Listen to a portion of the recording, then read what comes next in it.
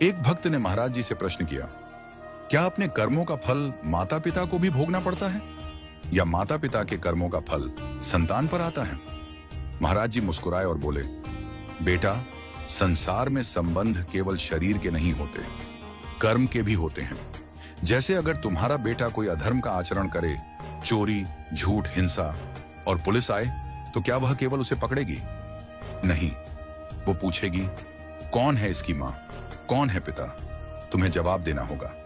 अगर वह दोषी है तो समाज का ताना, कानून की पूछताछ, सब तुम्हें भी झेलना होगा। क्यों? क्योंकि वह तुम्हारा पुत्र है। कर्म का यह संबंध अत्यंत सूक्ष्म है। जैसे अगर कोई जुआ खेल रहा हो और तुम केवल देखने के लिए खड़े हो जाओ, तब भी जब पुलिस आएगी, पहला डंडा तुम्हें भी लगेगा। देखना भी भागीदारी बन जाता है। अगर संतान कोई पाप करे, माता पिता को उसका दुख भोगना ही पड़ता है। लेकिन अगर वही संतान भगवान की भक्ति करे, तो माता पिता का गौरव बन जाता है। भगवान स्वयं उसकी माँ पिता को प्रणाम करते हैं। शास्त्रों में लिखा है, यदि घर में एक भी भक्त हो तो 21 पीढ़ियां उतर जाती हैं। यह कर्म का सूक्ष्म योग है। जैसे आग में हाथ डालो, जलोगे, चाहे जानबूझकर डालो या भूल से, परिणाम तो होगा ही। इसीलिए हम भगवान से यह प्रार्थना करें, हे प्रभु, हमें ऐसा पुत्र दो जो भक्त हो, ऐसा पति दो जो ईमानदार हो, ऐसा परिवार दो जो तुम्हारे चरणों में रमण करे। क्योंकि यदि परिवार अधर्मी हो गया तो उसके पापों का ताप तुम्हें भी सहना पड़ेगा।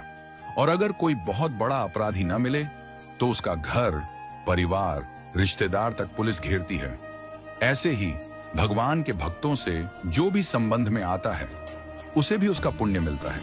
इसी से तो कहते हैं, नाम जपते रहो, मन लगे या ना लगे, राम कृष्ण हरि बार बार जपो, मजबूरी से ही सही। एक दिन ऐसा आएगा जब यह नाम तुम्हारा जीवन बन जाएगा। संतजन कहते हैं, यदि तुमने इस जन्म में भगवान के नाम की शरण ली तो न जाने कितने जन्मों के पाप मिट जाएंगे। पर समस्या यही है, आज मन ठहरता नहीं। आज संकल्प लेते हैं कि संयम से चलेंगे और कल भोग के सामने फिसल जाते हैं।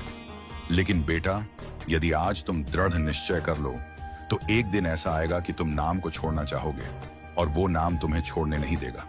भगवान तो कृपालु हैं ही, पर उनका नाम उनसे भी ज्यादा कृपालु है। इसलिए कहता हूं, मजबूरी से ही सही, जबरदस्ती रट लो।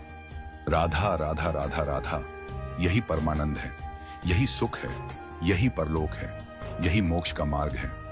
यह कहानी केवल एक उपदेश नहीं, जीवन का दर्पण है।